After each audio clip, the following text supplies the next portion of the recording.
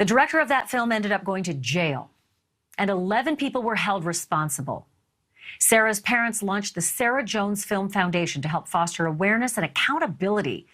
Her dad, Richard, is with us tonight, along with the attorney who fought for justice in this case, Jeff Harris. Thank you to both of you for being with me. And I'm sorry it's under these circumstances, Richard, because this has to bring up a lot of memories for you, but also be frustrating to see that something so seemingly reckless could have happened in the Baldwin movie. Yes. To be truthful, I had hoped that Sarah's death would make a difference, and I'd hoped that Sarah's deaths would even save lives. And I would have hoped that Sarah's death would have saved Helena, but it didn't, and that hurts. So, I mean, we're not as close to this issue as you are, clearly, having lived through this. But many people want justice already without even knowing anything other than the base facts in this case. I'm assuming you probably feel the same way, that perhaps there should be some serious criminal accountability in this, Richard.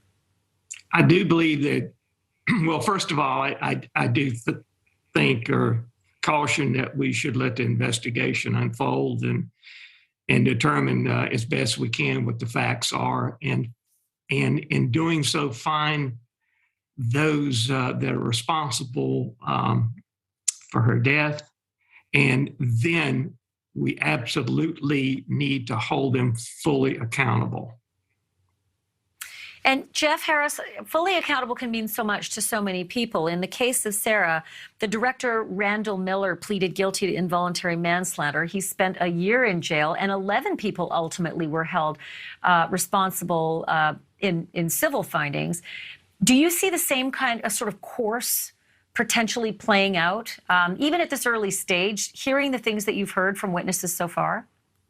Good evening.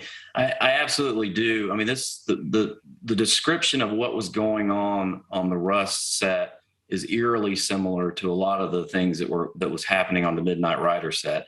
And I do believe that you're going to have a potential case here that involves civil negligence, which means that somebody wasn't acting reasonably on a movie set. And I also think there's going to be a criminal case.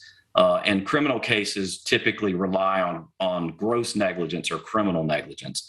And the things that I've heard and the descriptions of what was going on that set lead me to believe that someone is going to be charged with a crime for being criminally negligent.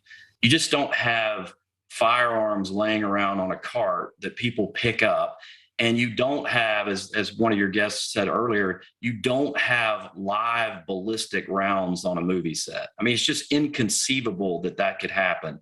And for someone to be injured when that takes place, it's clear to me that there was a systemic failure on the part of the production company to have sort of a culture of safety. And that's really what Sarah's case was all about, was trying to remind the industry and empower people on movie sets that you've got to have a culture of safety. You got to do it every day on every shoot. Otherwise, something terrible happens like this. And unfortunately, I think that, I believe the DA tomorrow is going to probably tell us a little bit more, but I think somebody's probably going to get indicted.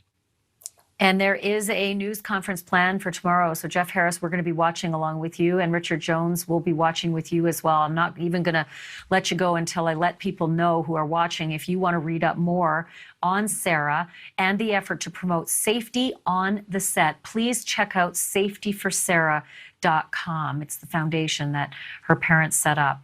And as Richard said, to try to make sure what happened on the Alec Baldwin film would not happen again. But that is some good reading.